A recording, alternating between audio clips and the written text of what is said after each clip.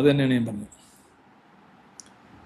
Sir, അടുത്ത് കണ്ട ഒരു ജാതി post, if X is communist from upper cast he will be called as Sagav X, but if he is from a Dalit caste he will called X Sagav. സാറിന് മനസ്സിലായോ? ഇത് ഈ അടുത്തറ കണ്ടതാണ് എന്ന് പറഞ്ഞതാണ് എനിക്ക് മനസ്സിലായത്. ഞാൻ ഇതൊരു 10-40 വർഷത്തിന് മുമ്പൊക്കെ ഇങ്ങനെ ഇമാതിരി നരേറ്റീവുകളൊക്കെ കേട്ടിട്ടുണ്ട്. എൻ്റെ പേഴ്സണൽ അനുഭവത്തിൽ എനിക്കറിയില്ല, ഇങ്ങനെയൊക്കെ ആരെങ്കിലും ഒരിടത്ത് ഇങ്ങനെ ഒരാൾ വേറെ ആളെ വിളിച്ചിട്ടുണ്ടാവാം, അല്ലെങ്കിൽ അങ്ങനെ ഇതുണ്ടാവാം, എനിക്കറിയില്ല. ഞാൻ കേൾക്കാൻ തുടങ്ങിയിട്ട് ഒരു കുറഞ്ഞൊരു 40 വർഷമെങ്കിലും ആയിക്കാണ് ഈ രീതിയിലൊക്കെ ഉള്ള. ഇതൊരു ജാതിപ്പേച്ചാണ് പൊതുവിൽ. കമ്മ്യൂണിസ്റ്റുകാർക്കിടയിലും ജാതിയുണ്ട്.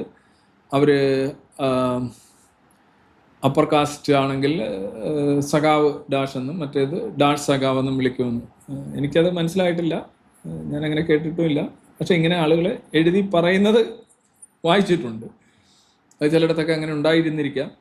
ബേസിക്കലി കമ്മ്യൂണിസ്റ്റ് പാർട്ടി എന്ന് പറയുമ്പോൾ in no way it's not a progressive movement.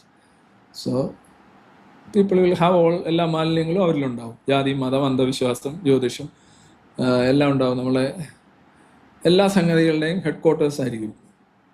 കേരളത്തിലെ ഏറ്റവും കൂടുതൽ അന്ധവിശ്വാസികളും പിന്തിരിപ്പന്മാരും ഉള്ളത് ഏത് പാർട്ടിയിലാണെന്ന് ചോദിച്ചു കഴിഞ്ഞാൽ അത് CPM-ലായിരിക്കും. ഉറപ്പാണ്, 100%.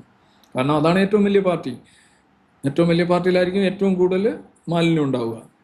അടുത്ത പാർട്ടിയിൽ അതിൽ കുറച്ചേ ഉണ്ടാവും, ഉറപ്പാണ്. അല്ലാതെ ഏതെങ്കിലും പാർട്ടിയിലായതുകൊണ്ട് വേറെ. പിന്നെ ഒരു ടോപ്പിൽ ഈ നേതാക്കൾ എന്നൊക്കെ പറഞ്ഞ് നടക്കുന്നവർ കുറച്ച് അന്താരാഷ്ട്രം എന്നൊക്കെ പറഞ്ഞു ഒരു കഴമ്പുമില്ല. അതിങ്ങനെ എന്തെങ്കിലുമൊക്കെ ഇങ്ങനെ പറഞ്ഞുകൊണ്ടിരിക്കും. ബട്ട് സ്റ്റിൽ അതെല്ലാം തന്നെ പച്ച വിറവാണ്, ഉണങ്ങിയിട്ടില്ല. നിങ്ങൾ അടുപ്പത്തെ വെച്ച് കഴിഞ്ഞാൽ ഇങ്ങനെ പോയിഞ്ഞുകൊണ്ടിരിക്കും. മനസ്സിലായോ? മാർക്സിസം എന്നൊക്കെ പറയുമ്പോൾ എല്ലാവരും ഭയങ്കര എത്തിസമാണ്, സയൻസാണ്. ഒരു ബന്ധവുമില്ല. ഇൻ പ്രാക്ടിക്കൽ ടേംസ് ഒരു ബന്ധവുമില്ല.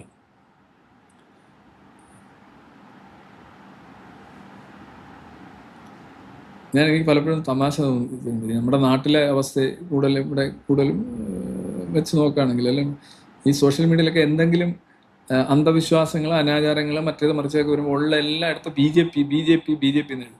അപ്പോൾ ഇത് കേട്ടാൽ നമുക്ക് തോന്നും ഈ കോൺഗ്രസ്, CPM, പിന്നെ ജനതാദൾ ഇങ്ങനെയുള്ള പ്രസ്ഥാനങ്ങളൊക്കെ വളരെ ശാസ്ത്രീയമായി ചിന്തിക്കുന്നു. അതിനകത്ത് അന്ധവിശ്വാസികളില്ലാത്തവരും അവരിത്തരം ഇതിനൊന്നും പ്രോത്സാഹിപ്പിക്കാത്തവരുമാണ്.